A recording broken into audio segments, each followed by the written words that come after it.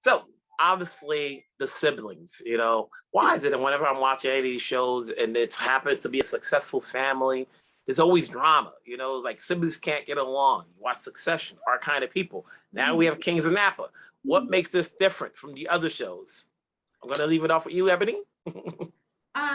Well, okay. My name is Ebonée, by the way.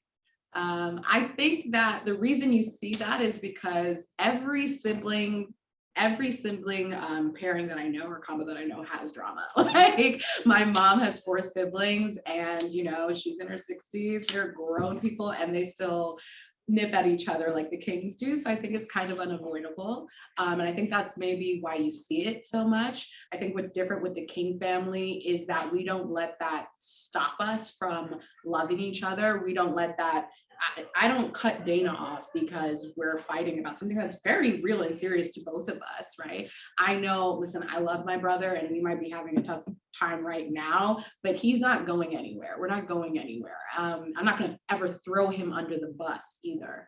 And I'm never going to betray him. I might do things that hurt him. I might do things he doesn't agree with, but it's never from a malicious place or a spiteful place. So I think that's what's different about our sibling dynamic. And for Dana, Rance, yeah, I'm sure I was about to say, okay. the oldest one is never the chosen one. Oldest one is never the chosen one. It's always some drama, So what's up with that, Rance? You walk in there, you're like, I'm not the chosen one. The audience will get to experience the pain and the struggle that comes with not being the chosen one. I think for Dana specifically, because of his physical stature and having achondroplasia and being a little person, that plays into it. And that is a huge reason why it's all the more disappointing for him to not be the heir or not become the heir. Maybe not. TBD. We'll have to find out. But because Dana works hard. Dana does everything that he's supposed to do because he feels that he gets counted out at every turn by his family members and also the people who experience him and meet him in the business world. So he does everything that he can to prove himself. And through trying to prove himself and getting his identity wrapped up in success, that affects his relationships and may even affect why he may or may not be the person in charge. So it's unique because the eldest son always kind of ends up being the one that may or may not be the person in charge. But for Dana, it is a unique situation into what goes into that and why he does what he does. And as the youngest one, Krishna has the happy-go-lucky, like, oh, I don't have to worry about it. It ain't my turn yet, How do you relate to Christian? I relate to Christian in many ways, but one of the biggest ways is I feel, especially in the show, Christian is really trying to find himself. He has some big shoes to fill, and our family takes the business very serious. So connecting with that and really Christian's struggle and just trying to survive it all, being forced to step up to the plate after some unexpected events take place in our family, was really a journey for him. And I feel it was synonymous to the journey I was personally going through in life.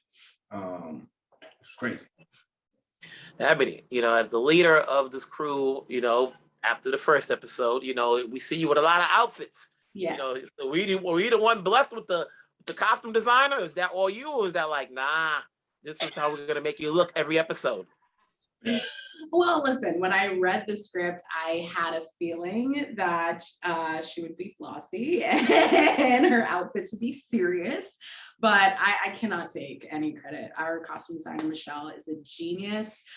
She is from Guyana, like my family's from Guyana, so we understood color, I think, in the same way. And as soon as I got to my first fitting, I was like, oh, okay, I'm in good hands. So I've been in plenty of fittings before where people don't necessarily understand how to dress someone like me, someone who looks like me, or even someone in my size. I'm short, you know, and there was none of that. There were no barriers. I didn't feel like I was going to get shortchanged for any reason. She was like, we're going to stunt. You have money and we're going to show it. You're going to be bossy. You're going to be serious, got all these things going on, but you're always going to look good. So. Now, when you do a show like this, and you know you went to wine school, do you now go to your friend's house with a different type of wine? Do you go with the under $25 bottle or the over $25 bottle? I make sure I bring a Napa bottle. I've been really into my Napa wines lately. What about you? For me, it's more so just critiquing my friends on how they should be drinking their wine, how they should be holding the glass, how they should be enjoying it and taking it in, and not just chugging the whole glass. You know, enjoy it. Take time, taste the wine, let it breathe. You know, now, is that because you went to wine school, or you trying to be like, or is that, you knew the stuff beforehand? Well, because we did go to wine school, because, you know, being on a show, we're wealthy, so we got to know our stuff. We can't just be on a show drinking wine any old kind of way. And so that was, I mean, that's important, I think, for all of us. You know, I think we would think that that's important. So going to wine school was crucial. And when you have knowledge, you know, you got to put people on. Yes. So like, if you see disrespect to the wine, you got to call it how you see it and be like, no, don't hold your glass like this, because it actually warms the wine and it can actually affect the flavor. So hold it by the stem and pinky up always. Now, you've worked with different directors on different projects. For each of you, this is probably one of your biggest projects because you have more visibility. You know, as you're working with different directors per episode, how did that increase your skill set as actors? You know, as you go on to do different episodes, like what did you learn new that you had not learned before? Wow. Well, I think one thing I'd say about our directors is we shot in blocks. So it's 8 episodes. We shot 2 at a time. So we had 4 different directors. And I think we had perfect directors for each part of the story. And I think that was the biggest thing I took away from them, was just how to approach the different parts of the story. There are times where you're getting towards the end. Now everything is built up. The drama is juicier, and it's less so about setting things up. It's less so about setting up the dynamics, but really digging deep and really thinking about, okay, everything that's happened this season. There's moments where now we've set things up. There's been expectations that we've, subverted those expectations. And now the pace of this show is different, and just how to treat each part of the story, sort of each act of the arc, so to speak. That was the biggest thing I took away from these. Is there anything you learned about, the wine industry after doing this? Like obviously you went to wine school. So when you're done with that, you're doing the show, what did you come out learning more now that you appreciate before, now that you didn't appreciate before? Ashlee? Oh, I would say the scale, the magnitude, the money that goes into it. 1 row of grapes can typically be around 30,000 bottles, which depending on how much you're selling, 30,000 bottles. It's a lot of wine. It's millions and millions of dollars. So really the scale and how important everything from the weather to the way that you treat and handle, the time that you remove the grape from the vine and so forth and so on, those things have just been super instrumental in me, I feel, just as a person, because now when I talk about wine, I really can go there. I see the education. I see, like Obi-Wan taught him well. And so at the end of the day, obviously, so much shows on TV, there's a lot to it, and there's no competition. But at the end of the day, you are competing with something on TV when you're on. What's a good reason for people to catch up to the Kings of Napa? You've never seen anything like our show before. You've never seen a Black family owning a vineyard in Napa. This, how beautiful our show is, the fashions that we're bringing. You've seen family dramas, and I think if you love a family drama, you're gonna love our show, but there are elements to our show that are unique, that have never been explored before. And also our cast is pretty stellar across the board. Unique, like no one is alike. And so it's amazing to see the variety of just Black excellence and magic that we're going to bring to your screen every week.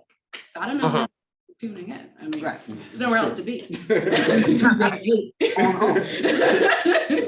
So before you even got into production, and I'll make this my last question, how long did it take before you guys developed this chemistry that I'm seeing on now? Off rip. Yeah. You know, Facts. it was funny. I joke with Ebonée when they first did the deadline article. It was my headshot and then Yanni and Vanessa and Ebonée. And I was like, oh my gosh, they look so beautiful. They must be legit. They've been on TV, all these shows and movies. And I'm, you know, I gotta come correct. But when we did our first table read, it was on Zoom and we met each other. It was just synergy. It was easy. Everyone was very generous, very kind, very humble, and very excellent at their craft. And it was just seamless. And maybe some of the worries that I had before, those were all wiped away once we got to know each other. It was right off the bat. We just clicked. And then just being shooting in a pandemic, that also lended to the close bond that we had as well. There wasn't much to do besides work, but we love each other, and I think that lended to the work. You know, we were able to be comfortable with each other off screen. We were dancing in the green room, playing music, enjoying food, hanging out at the park on the weekends. And then when we came to set, there was just a level of familiarity and comfortableness that just allowed us to play, and that allowed us to trust each other, and allowed us to really put together some strong work. That's how we end it. Folks, it's been fun. Keep it going. Obviously, we'll wait to see what people say as we tune in week after week. Thank Have a you. good one.